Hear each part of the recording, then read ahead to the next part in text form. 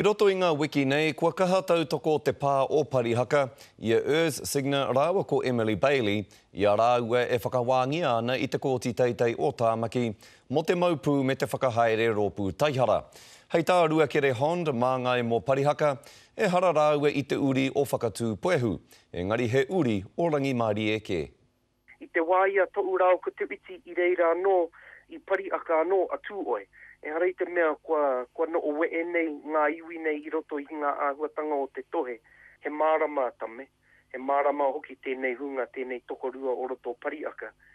Kua mōhio he wānō ko te rautaki, he wānō mo tēnei, he wānō mo tērā, he wānō mo tērā kia wai ua, kia tutuki te wakaro te toe.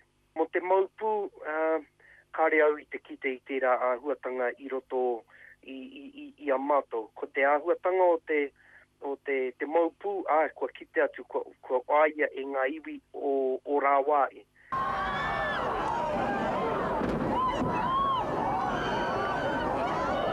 Ki te kuare o te motu. Ko te āhuatanga ki te kāwanatanga, ka aroa tu rātou ki o rātou kaipōti, me te mōio tonu nei ka tautoko atu i a ngai Māori, ana ka inga rātou i roto i ngā pōtitanga o te wā. Urs Peter Signa, how do you plead? Guilty or not guilty? Emily Felicity Bailey, how do you plead? Guilty or not guilty?